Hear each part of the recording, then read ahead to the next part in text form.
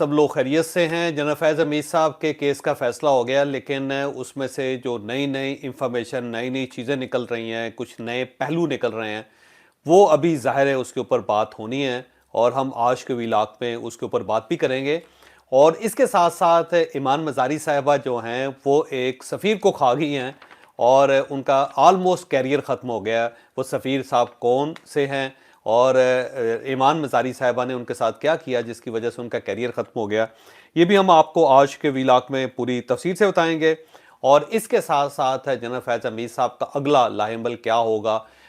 जब केस चल रहा था तो इस दौरान उनका रवैया क्या था, क्या वो परेशान थे, अफसुर्दा थे, उदास थे, माफ़ी मांग रहे थे, या उन्होंने बहादुरी के साथ इस केस को बाकायदा फेस किया है। ये पूरी तफसील के साथ हम आपको आज के व्लॉग में बताएंगे और आपको ये भी बताएंगे कि जनरल फैज़ हमीद साहब पकड़े कैसे गए थे। एक शख्स की नालायकी थी जिसकी वजह से एक साबिक डीजीआईएसआई और उनके साथियों का पूरा कैरियर ही खत्म हो गया, उनकी इज्जत खाक में मिल गई। वो कौन साहब थे जिनकी एक मामूली सी गलती जनरल फैज़ हमीद साहब को लेकर बैठ के, ये भी हम आपको आज के व्लॉग में पूरी तफसील से बताएंगे। लेकिन व्लॉग की तरफ जाने से पहले मेरी आपसे रिक्वेस्ट है कि चैनल को सब्सक्राइब जरूर कीजिएगा और ये जो बेल आइकन है उसको जरूर प्रेस करें ताकि नोटिफिकेशन आपको मिलता रहे। और ये याद रखें कि अच्छी बात सदका जारिया होती है। अगर आपको ये व्लॉग अच्छा लगे तो किसी न किसी के साथ जरूर शेयर कीजिएगा। और हमने अपना कॉलम 0 पॉइंट अब अपनी वेबसाइट javed.ch.com के ऊपर प्लेस करना शुरू कर दिया। आप हमारे लेटेस्ट कॉलम वहाँ पे पढ़ सकते हैं। बिलखसूस जनरल फैज़ हमीद साहब से रिलेटेड हमने कॉलम बड़ी तफसील से लिखे हैं, 5 कॉलम्स हैं। वो अगर आप पढ़ लेंगे तो आपको जनरल फैज़ हमीद साहब की बैकग्राउंड अच्छी तरह मालूम हो जाएगी। सबसे पहले जनरल फैज़ हमीद साहब की तरफ ही आते हैं। जनरल फैज़ हमीद साहब के केस का फैसला हो गया, 14 साल कैद व मुशक्कत उनको हो गई, जिसके बाद पूरे पाकिस्तान के अंदर एक सनसनी सी है, क्योंकि पाकिस्तान की हिस्ट्री के ये पहले डीजे ऐसे ही हैं जिनको इस कदर लंबा केस फेस करना पड़ा।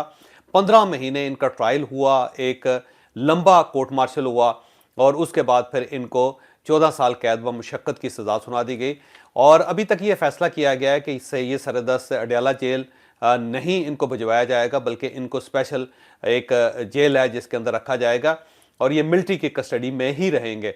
और एक घर को या एक कमरे को बाकायदा सब जेल डिक्लेयर करके इनको वहाँ पे रखा जाएगा, क्योंकि सिविलियन के साथ रियासत पाकिस्तान की कोशिश है कि इनको ना मिलाया जाए, क्योंकि अगर ये अडयाला जेल पहुँच जाते हैं तो वहाँ पे इमरान खान साहब के साथ इनका राब्ता हो सकता है, जो अफवाज पाकिस्तान के लिए ख़तरनाक हो सकता है और बाकी सियासी तौर पर भी पाकिस्तान के लिए ख़तरनाक हो सकता है। तो फैसला ये किया गया है कि सरदस्त इन्हें आर्मी की कस्टडी में ही रखा जाएगा। लेकिन अगर 9 मई के केसेस चलते हैं तो फिर डेफिनेटली इनका ट्रायल होगा। फिर हो सकता है इन्हें अडयाला जेल ले जाया जाए और वहाँ पे फिर इनका ट्रायल हो, या फिर इन्हें वीडियो कॉल के ऊपर अदालत के सामने पेश कर दिया जाए। लेकिन सरदस्त मुझे लगता है कि इन्हें अडयाला जेल मुंतकिल नहीं किया जाएगा। अलबत्ता ये हो सकता है कि अगर इमरान खान साहब को किसी और जेल में शिफ्ट किया जाता है और उसके साथ उनके बाकी साथी भी वहाँ चले जाते हैं, तो फिर इन्हें एक ख़ास पोर्शन है जेल के अंदर, अडयाला जेल के अंदर, जहाँ पे खसूसी कैदियों को रखा जाता है, तो हो सकता है इन्हें फिर वहाँ पे शिफ्ट कर दिया जाए। यहाँ पे एक इबरत की निशानी भी है। वो इबरत की निशानी ये है कि जब जनरल फैज़ हमीद साहब का इक़्तिदार सवा नेज़े पे होता था, तो उस वक्त वो किसी को भी पकड़ के, जिसके अंदर मैं हनीफ अब्बासी साहब की मिसाल देता हूँ, उनको भी इन्होंने जब गिरफ्तार करवाया था और इनके खिलाफ फैसला हुआ था, तो जब हम लोग एफर्ट कर रहे थे, जिसमें डॉक्टर असलम साहब हमारे एक दोस्त हैं जो जनरल फैज़ हमीद साहब के बड़े करीब थे, बहुत ही करीब थे और इनके ज़ाती दोस्त थे, तो उनके ज़रिए ज़ाहिर जनरल फैज़ हमीद साहब तक हम लोग पहुँचे और डॉक्टर असलम साहब ने भी बहुत कोशिश की। और जब भी जनरल फैज़ हमीद साहब से कहा जाता था कि आप उस शख्स पर मेहरबानी करें, क्योंकि हनीफ अब्बासी साहब का इतना कसूर नहीं है जितनी उसको सज़ा दी गई है, तो उस पर वो जो जनरल साहब थे, जनरल फैज़ हमीद साहब, वो मुस्कुरा के, हंस के, कहका लगा के कहते थे कि 14 साल तो आप उसको अंदर ही रखो, आप ये 14 साल तक तो आप लोग उसकी शक्ल नहीं देख सकोगे, उसके बाद देखेंगे 14 साल के बाद कि हनीफ अब्बासी ने बाहर आना है या नहीं आना। उसके बाद राना सनाउल्लाह साहब का जब केस था, तो उस वक्त भी वो सबको यही बताते थे कि राना सनाउल्लाह जो हैं, इनको उम्र कैद होगी और उम्र कैद से तो पीछे नहीं हट सकते। हाल बता, मैं कोशिश करता हूँ कि इनको फांसी ना हो, ये इनके बारे में कहा करते थे। शाहिद खाकान अब्बासी साहब को भी इन्होंने ऑलमोस्ट 14 साल कैद करवाई दी थी। फिर एहसन इकबाल साहब हैं, उनके बारे में भी इनका ख्याल था कि उनके जो केसेस हैं उनकी सज़ा कम से कम 14 साल तो होगी। फिर ख्वाजा आसिफ साहब से ये बड़े नाराज़ थे, बल्कि इमरान खान साहब नाराज थे और इमरान खान साहब ने जनरल फैज़ हमीद साहब को इस्तेमाल किया था ख्वाजा आसिफ के मामले में। और उनके बारे में भी इमरान खान साहब का ये कहना था कि अगर इससे सजाए मौत नहीं होती तो उम्र कैद ज़रूर होनी चाहिए। तो जनरल फैज़ हमीद साहब उम्र कैद के लिए कोशिश करते रहे कि ख्वाजा आसिफ साहब को उम्र कैद हो जाए, यानी 14 साल या 14.5 साल तो वो कैद के अंदर रहे। इसी तरह बाकी जो लोग हैं, जिसमें मियाँ शहबाज शरीफ साहब हैं, फिर हमजा शहबाज साहब हैं, फिर कैप्टन सफदर साहब हैं, फिर मरियम नवाज साहबा हैं, फिर मियाँ नवाज शरीफ हैं, तो इन सब के बारे में इनका यही ख्याल था कि ये उम्र कैद बर्दाश्त करेंगे, उम्र कैद इन्हें भुगतनी पड़ेगी। आज देख लें वक्त कितना चेंज हो गया कि वो शहबाज शरीफ साहब जिनको ये 14 साल कैद के अंदर रखना चाहते थे, लंबी सजाएं देना चाहते थे, वो प्राइम मिनिस्टर ऑफ पाकिस्तान है। और वो आसिफ अली जरदारी साहब जिनको ये तंग से तंग करना चाहते थे, इतना मजबूर करना चाहते थे कि वो घुटनों के बल आ जाएं, लेकिन आज वो प्रेसिडेंट ऑफ पाकिस्तान है और अफवाज पाकिस्तान के सुप्रीम कमांडर भी हैं। फिर एहसन इकबाल जिनको ये रगड़ा लगा रहे थे, वो इस वक्त दोबारा वफाकी वजीर हैं और बड़े अहम वफाकी वजीर हैं, और इवन जो कानून साजी होती है उसके अंदर उनका बड़ा मेन अहम किरदार होता है। शाहिद खान अब्बासी साहब, उनका सियासी कैरियर सरदस्त ज़ाहिर तातुल का शिकार है, लेकिन वो अपने घर में बैठे हुए, उन्होंने अपनी पॉलिटिकल पार्टी बनाई हुई है और वो हर जगह पे अब गुफ्तगू करते हुए आपको नज़र आते हैं। राना सनाउल्लाह साहब जो हैं वो ज़ाहिर प्राइम मिनिस्टर साहब के मशीर हैं और बड़े तगड़े मशीर हैं वो इस वक्त, और हनीफ अब्बासी साहब रेलवे के मिनिस्टर हैं। तो वो तमाम लोग जिनको ये रगड़ा लगाना चाहते थे, जिनको उम्र कैद देना चाहते थे, वो इस वक्त इक़्तिदार में हैं।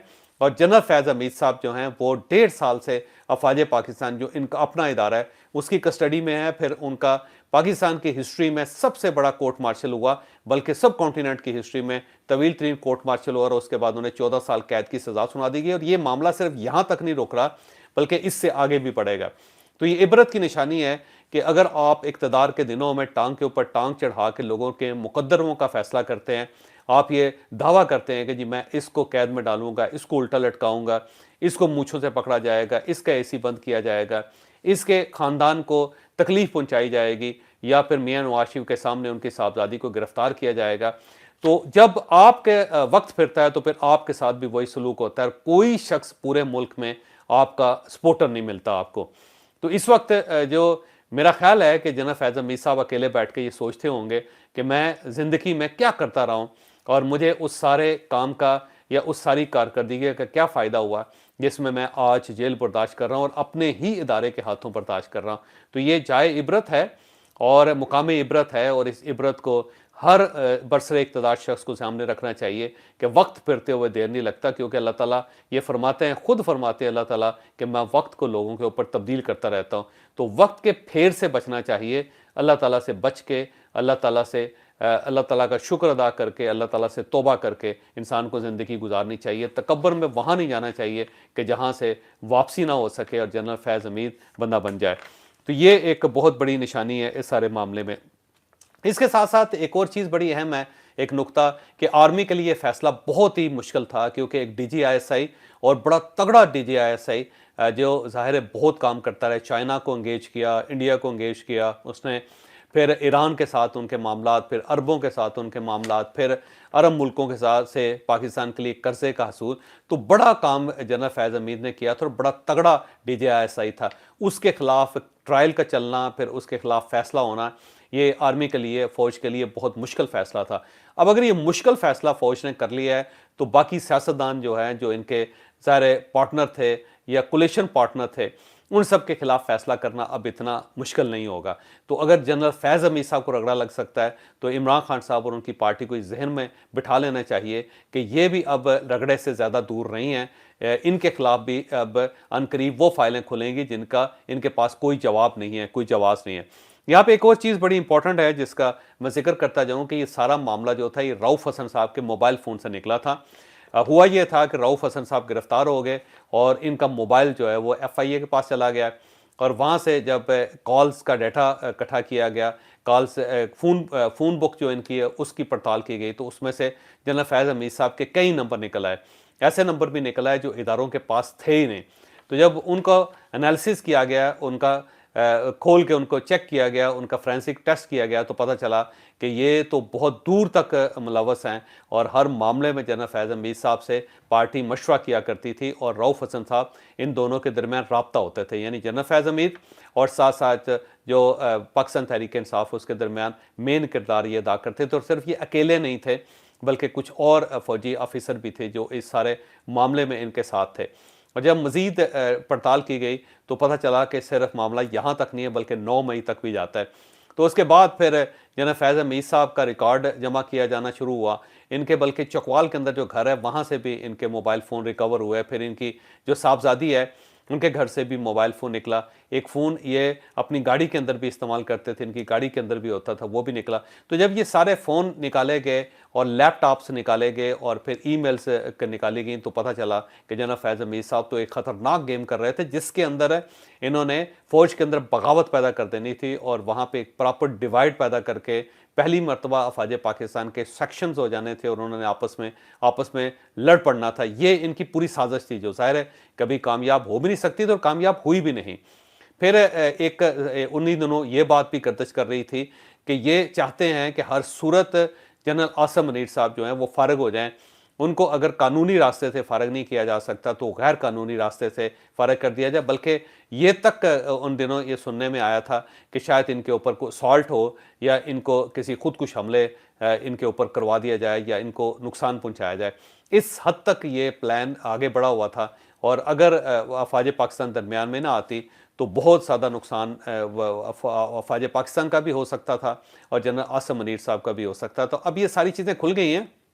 आने वाले दिनों में जब ये केस बनेंगे तो उनके अंदर ये बहुत सारे हवाले आएंगे और जब इन हवालों को एनालिसिस किया जाएगा, वकला जब उसके ऊपर बहस करेंगे, तो पूरी कौम ये सुन के हैरान हो जाएगी कि उस ज़माने में क्या क्या होता रहा और पाकिस्तान तहरीक इंसाफ के कौन कौन से लोग इसके अंदर मुलव्वस है। इमरान खान साहब का क्या कंट्रीब्यूशन था, बुशरा बीबी का क्या कंट्रीब्यूशन था और कुछ और 4 ऐसे कायदीन हैं जिनके ज़ाहिर डांडे मिलते हैं जिनके साथ इस सारे मामले के। तो आने वाले दिनों में ये केस जब अनफोल्ड होगा तो आप इसको देख के हैरान ही रह जाएंगे। तो इसके अंदर जो 9 मई का पोर्शन है वो अनकरीब आपको होता हुआ नजर आएगा। इसके ऊपर बाकायदा एक क्रिमिनल प्रोसीडिंग स्टार्ट होंगी और उसमें फिर देखिएगा कि पीटीआई के कौन कौन से लोग नंगे होते हैं, कौन कौन से लोग सामने आते हैं और जिस जिस बंदे ने जो जो किरदार अदा किया है वो सब सामने आ जाता है।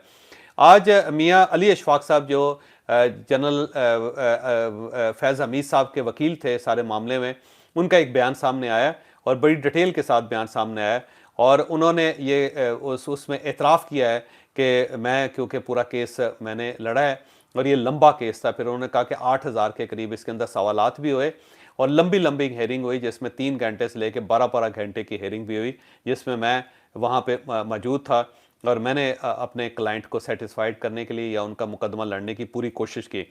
फिर उन्होंने ये बताया कि इसके अंदर क्योंकि जो अपीलिंग अथॉरिटी हैं, पहली अपीलिंग अथॉरिटी है वो आर्मी चीफ़ हैं, तो जनरल फैज़ हमीद साहब की इजाज़त से मैं आर्मी चीफ़ के सामने अपील करूँगा और रिटन अपील की जाएगी और जो ही हमें तफसीली फ़ैसला मिलता है तो फिर उस फैसले की बुनियाद पे सबसे पहले हम आर्मी चीफ़ को एड्रेस करेंगे, उनसे रिक्वेस्ट करेंगे और अगर हमारी दरख्वास्त वहाँ से रिजेक्ट हो जाती है तो फिर उसके बाद हमने हाई कोर्ट जाना है और हाई कोर्ट के बाद अगर सुप्रीम कोर्ट ऑफ पाकिस्तान का रास्ता बचा रहता है तो सुप्रीम कोर्ट ऑफ पाकिस्तान भी जाएंगे और इसकी इजाज़त मुझे जनरल फैज़ हमीद साहब और उनकी फैमिली दे चुकी हैं। साथ साथ उन्होंने कहा जी हम तफसीली फ़ैसले का इंतज़ार कर रहे हैं, जब तक तफसीली फ़ैसला नहीं आता हम कुछ कह नहीं सकते कि हम किस ग्राउंड पे अपील्स करेंगे। उसके बाद यहाँ पे उन्होंने ये भी बताया कि हमें ये इस केस के फ़ैसले के बारे में मुतला नहीं किया गया था, जबकि दस्तूर ये है कि जब फ़ैसला सुनाया जाता है तो फिर वकला को बुलाया जाता है और जो मुल्ज़म होता है उसको भी बुलाया जाता है, फिर उनकी फैमिली को बुलाया जाता है, उनके सामने खड़े होकर इस तकासा जो है उसको सामने खड़े होकर फ़ैसला सुनाया जाता है। लेकिन हमें इस फैसले की इतला DGI एसपीआर की प्रेस रिलीज से आई, हमें इसके बारे में कुछ मालूम नहीं था कि ये फ़ैसला हो गया या नहीं हुआ। अब तफसीली फ़ैसले का इंतज़ार कर रहे हैं, जो ही तफसीली फ़ैसला होगा तो फिर हम अगला लाहे अमल जो है वो तय करेंगे। साथ साथ उन्होंने ये भी बताया अली अशफाक साहब ने कि ये जो केस चल रहा था इस दौरान बड़े कंपोज रहे हैं जनरल फैज़ हमीद साहब और उन्होंने बड़ी बहादुरी के साथ, बड़ी जुर्रत के साथ, बड़ी बर्दाश्त के साथ इस सारे केस को भुगता है, इस केस को फेस किया है। किसी जगह पे भी उन्होंने किसी कमज़ोरी का इजहार नहीं किया। अच्छी बात है, वैसे तो ये होना भी चाहिए। इतना बड़ा सोल्जर रहा हो, इतना लंबा कैरियर हो, फिर DGI हो और आईएसआई भी एक ऐसी एजेंसी जो दुनिया की नामवर सीक्रेट एजेंसी है, उसका अगर चीफ है तो उसे इसी बहादुरी के साथ अपने केस को भुगतना चाहिए था। तो मियां अली इशफाक साहब का ये कहना है कि उन्होंने बड़ी बहादुरी के साथ, बड़ी जुर्रत के साथ अपने खिलाफ जो मुकदमा है उसको बर्दाश्त किया, उसको भुगता है। तो ये बड़ी काबिल तारीफ बात है जनरल फैज़ हमीद साहब से। आपको लाख इख्तलाफ, लेकिन अगर उन्होंने जुर्रत का इजहार किया है, अगर उन्होंने फेस किया इस मुकदमे को, तो ये बहुत अच्छी बात है, इसे अप्रिशिएट करना चाहिए। ज़ाहिर है एक पाकिस्तान की सबसे बड़ी एजेंसी और बल्कि दुनिया की नामवर एजेंसी का अगर उसका डीजी है और वो तवील अरसा तक डीजी रहा है और वो अगर घबरा जाएगा तो फिर इसका मतलब ये हुआ कि फिर फ़ौज की सिलेक्शन जो है उसके अंदर फिर सवालिया निशान लगेगा। तो ये बड़ी अप्रिशिएट करने वाली बात है कि जिस तरह जनरल फैज़ हमीद साहब ने ये केस अगर भुगता है। आने वाले दिनों में जो केस के नए शेड्स निकलेंगे, मुझे उम्मीद है कि फैज़ हमीद साहब उसमें भी इसी जुर्रत और बहादुरी का इजहार करेंगे। इसके साथ साथ जनरल फैज़ हमीद साहब का जो मामला है वो अब आगे बढ़ता हुआ नज़र आ रहा है और इसमें फैसल वाडा साहब का जो इंकशाफात हैं उसको ज़ाहिर तस्लीम करना पड़ेगा, क्योंकि इनके जो मौक़लात हैं वो बड़े तगड़े हैं। बल्कि फ़र्क का तो ये कहना है कि पाकिस्तान तहरीक इंसाफ के जो मौक़लात हैं वो रिटायर्ड हैं, लेकिन जो फैसल वाडा साहब के मौक़लात हैं वो क्योंकि हाज़र सर्विस हैं, लिहाजा फैसल वाडा साहब के पास इंफॉर्मेशन लेटेस्ट होती है। तो फैसल वाडा साहब ये कह रहे हैं कि ये मामला आगे बढ़ेगा और 9 मई जो है उसके अंदर भी आएगा। बल्कि उन्होंने क्लेम किया कि मैंने उससे पहले ये कहा था, मैंने उससे पहले ये कहा था, मेरी हर कही हुई बात दुरुस्त साबित हुई है, तो आने वाले दिनों में भी जो मेरी बातें वो दुरुस्त साबित होंगी। तो फैसल वाडा साहब ज़ाहिर है ओपनली इसके ऊपर बात कर रहे हैं, तो उनकी बात को ऐसे खुश्क जगह पर नहीं रखा जा सकता, बल्कि उसे तस्लीम करना मजबूरी है हमारी। तो फैसल वाडा साहब जो है वो कह रहे हैं कि ये 9 मई का केस अनकरीब खुलेगा और पाकिस्तान तहरीक इंसाफ के बहुत सारे लोग जो हैं उसका शिकार होंगे। तो वाडा साहब की बात जो है ना उसको तस्लीम करते हुए मुझे लगता है कि ये मामला जो है ना आगे बढ़ेगा और रऊफ़ हसन साहब की हो सकता है गवाही भी आ जाए, और रऊफ़ हसन साहब की गवाही अगर आई तो ये जनरल फैज़ हमीद साहब के खिलाफ जाएगी। साथ ही पाकिस्तान तहरीक इंसाफ जो है उसके अंदर उसने खामोशी इख्तियार करने का फैसला किया। उसने कहा जी इदारों के मुलाजम थे और इदारों का मसला है, वो अपने बंदे को क्या सज़ा देते हैं, हम उसमें नहीं शामिल होना चाहते। तो इमरान खान साहब जो हैं उन्होंने अपने हाथ खड़े कर दिए हैं, वो जनरल फैज़ हमीद साहब जो हैं उसके ऊपर कोई बात नहीं करेंगे। लेकिन साथ साथ अफवाज पाकिस्तान के खिलाफ जो कंपेन है वो पाकिस्तान तहरीक इंसाफ ने उसके अंदर इजाफा कर दिया है। बल्कि बार बार ये जो पम्फलेट्स हैं वो लगाए जा रहे हैं सोशल मीडिया के ऊपर, जिसमें ये पूछा जा रहा है कि गद्दार कौन था, जनरल मुजीबुर रहमान था या फिर जनरल याहिया खान था। तो अब बड़ी अजीब सी बात है, 1971 कब है और 2025 कब है, ये अब जाके याद आया इमरान खान साहब को कि 1971 का दोबारा फैसला कर लेना चाहिए या पूरी कौम को हमूदुर रहमान रिपोर्ट पढ़नी चाहिए। तो जब आप प्राइम मिनिस्टर थे तो आप इसे मैंडेटरी करार दे देते कि कोई भी शख्स जो है वो उस वक्त तक पढ़ा लिखा नहीं पाकिस्तान में समझा जाएगा जब तक वो हमूदुर रहमान रिपोर्ट नहीं पढ़ लेगा। तो आप जब प्राइम मिनिस्टर थे तो उस वक्त आपको ना हमूदुर रहमान रिपोर्ट याद आई, ना आपको मुजीबुर रहमान याद आया, ना उस वक्त याहिया खान याद आया। अब ये जेल के अंदर जाके इक़्तिदार से बाहर निकल के अचानक आपको बांग्लादेश क्यों याद आ गया, मशरक़ी पाकिस्तान क्यों याद आ गया, शेख मुजीबुर रहमान क्यों याद आ गया, याहिया खान की गलतियाँ क्या क्यों याद आ गई और हमूदुर रहमान रिपोर्ट अचानक आपके सामने क्यों आ गई। उसकी बुनियादी वजह यह है कि इमरान खान साहब जो है रोज़ाना की बुनियाद पर अफवाज पाकिस्तान को टीज़ करने की कोशिश कर रहे हैं, बल्कि पूरे पाकिस्तान को टीज़ करने की कोशिश कर रहे हैं। और ये चीज़ साबित करती है कि इमरान खान साहब बाज नहीं आएंगे और अपनी हरकतें वो अपनी जारी रखे हुए हैं। अब देखते हैं इन हरकतों का क्या नतीजा निकलता है, लेकिन कोई मुझे अच्छा नतीजा निकलता हुआ नज़र नहीं आ रहा, क्योंकि इमरान खान साहब ने अब वहाँ पे हाथ डाल दिए जहाँ से इनका हाथ वापस आना इतना आसान काम नहीं है, बड़ा मुश्किल हो जाएगा। और आज की जो आखिरी खबर है वो नॉर्वे के सफ़ीर से रिलेटेड है। नॉर्वे के सफ़ीर आज सुप्रीम कोर्ट ऑफ पाकिस्तान पहुँच के, बल्कि कल सुप्रीम कोर्ट ऑफ पाकिस्तान पहुँच के वहाँ पर ईमान मज़ारी साहिबा का केस था और इन्हें ऐसा लगता है जैसे इन्हें बराबर इनवाइट किया गया था या फिर उन्होंने खुद बताया था कि मैं ये रिपोर्टिंग करने के लिए या ये मैं केस देखने के लिए उसकी समाअत सुनने के लिए आ रहा हूँ।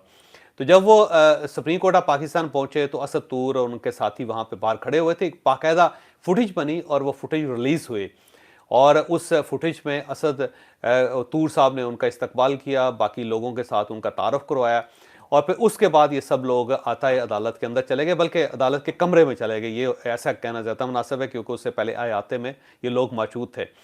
तो उसके बाद फिर सफ़ीर साहब वहाँ बैठ के और सारा मुकदमा उन्होंने खुद सुना और जब वो ये फुटेज रिलीज़ हुई तो उसके बाद पाकिस्तानी अदारे जो थे एक्टिव हो गए क्योंकि ज़हन में रखें कि जब इस टाइप की कोई भी कार्रवाई होती है, किसी सफ़ीर ने किसी सरकारी अदारे में जाना हो तो उसे बाकायदा फ़ॉरेन ऑफिस से उसको इजाज़त लेनी पड़ती है, क्योंकि ज़ाहिर है आप एक दूसरे मुल्क की अदालत के अंदर जा रहे हैं और एक ख़ास स्पेशल किस्म का मुकदमा है जिसे सुनने के लिए आप वहाँ पे जा रहे हैं, तो ज़ाहिर है फिर आपको इजाज़त तो लेनी चाहिए थी। नॉर्वे के सफ़ीर ने इजाज़त भी नहीं ली और उसके बाद वो ज़ाहिर है अदालत में पहुँच के फिर उनकी ये फुटेजेस जो हैं वो रिलीज़ हुई और ख़ासा एक कोहराम सा बर्पा हो गया, लोगों ने सवाल करना शुरू कर दिया, जिसके बाद फ़ॉरेन ऑफिस एक्टिव हुआ और उसने नॉर्वे की गवर्नमेंट जो है ना उसको डिमार्च कर दिया है, सफ़ीर को भी डिमार्च कर दिया है और शदीद एहतजाज किया है कि एक दूसरे मुल्क का सफ़ीर पाकिस्तान के जो अंदरूनी मामलात है उसके अंदर मुदाखलत कैसे कर सकता है। तो अब मुझे लगता है सफ़ीर साहब की जो सफ़ारत है उसको ईमान मज़ारी साहिबा खा चुकी हैं। ये ज़्यादा देर तक अब यहाँ पर नहीं टिकेंगे, उनकी गवर्नमेंट जो डेफिनेटली उनको वापस बुलाएगी और फिर वहाँ से एक नया सफ़ीर पाकिस्तान आएगा। और ये भी हो सकता है कि नॉर्वे और पाकिस्तान के जो सफारती ताल्लुकात हैं उसके अंदर तातुल आ जाए। लेकिन यहाँ पे एक चीज़ अप्रिशिएट करने वाली है, वो चीज़ ये है कि पाकिस्तान की रियासत ने पहली मरतबा, बल्कि इससे पहले भी होता होगा लेकिन इस मरतबा पहली मरतबा पूरी जुर्रत का मुजाहरा किया है। और वो जो एक कॉन्सेप्ट था हार्ड स्टेट का, जिसके बारे में फील्ड मार्शल ने भी कहा था कि पाकिस्तान को हार्ड स्टेट होना चाहिए, तो वो तासुर एक उभरता हुआ नज़र आ रहा है कि अगर एक यूरोपियन मुल्क का एक जो सफ़ीर है और मुल्क भी ऐसा जिसके अंदर पाकिस्तानियों की तादाद बहुत ज़्यादा, बल्कि गुजरातियों की तादाद बहुत ज़्यादा है। एक दफ़ा मुझे कुछ साहब ये पूछ रहे थे, बल्कि बता भी रहे थे कि नॉर्वे के अंदर ये कहा जाता है कि ये बताएं कि पाकिस्तान खाड़ियाँ के अंदर या खाड़ियाँ जो है ना वो उसके अंदर पाकिस्तान है। यानी कि वो ऐसा समझा जाता है जैसे खाड़ियाँ एक मुल्क है और पाकिस्तान उसका हिस्सा है। पाकिस्तान उसकी छोटी सी स्टेट है क्योंकि वहाँ पे खाड़ियाँ के लोग बहुत ज़्यादा हैं, गुजरात के लोग बहुत ज़्यादा हैं। तो एक ऐसा मुल्क जिसके अंदर आपके शहरी बहुत ज़्यादा हों और फिर आपके उसके साथ ताल्लुकात भी बहुत अच्छे हों, उसके सफ़ीर को अगर आप डिमार्च कर रहे हैं तो इसका मतलब ये हुआ कि आप एक अपने आप को हार्ड स्टेट साबित कर रहे हैं। आप ये साबित कर रहे हैं कि पाकिस्तान के अगर अंदरूनी हालात में या अंदरूनी मामलात में अगर कोई दोस्त मुल्क भी उसका सफ़ीर अगर इस तरह मुदाखलत करेगा तो पाकिस्तान उसके ऊपर खामोश नहीं रहेगा। तो एक अच्छा जेस्चर है, मेरा ख्याल है इस सिलसिले को जारी रहना चाहिए।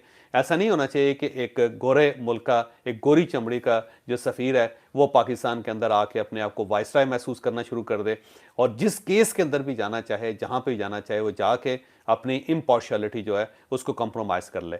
तो बहरहाल ईमान मज़ारी साहिबा को दाद देनी पड़ेगी कि वो जहाँ बहुत सारे लोगों को कैरियर खा गए हैं, वहाँ वो नॉर्वे का सफ़ीर जो है उसका एक डिप्लोमेटिक कैरियर को भी उन्होंने दाग लगा दिया है, उनको भी अब फारग करवा दिया है। बहरहाल एक अफसोसनाक सूरत हाल है। मेरा ख्याल है दूसरे जो ममालिक के सफ़ीर हैं उन्हें इससे सबक सीखना चाहिए कि अगर उन्होंने पाकिस्तान में रहना है और पाकिस्तान के साथ उन ममालिक के ताल्लुकात ठीक होने चाहिए तो उन्हें वो गलती नहीं करनी चाहिए जो नॉर्वे के सफ़ीर कर चुके हैं। मुझे इजाज़त दीजिए, अगले व्लॉग में मुलाकात होगी। पाकिस्तान जिंदाबाद।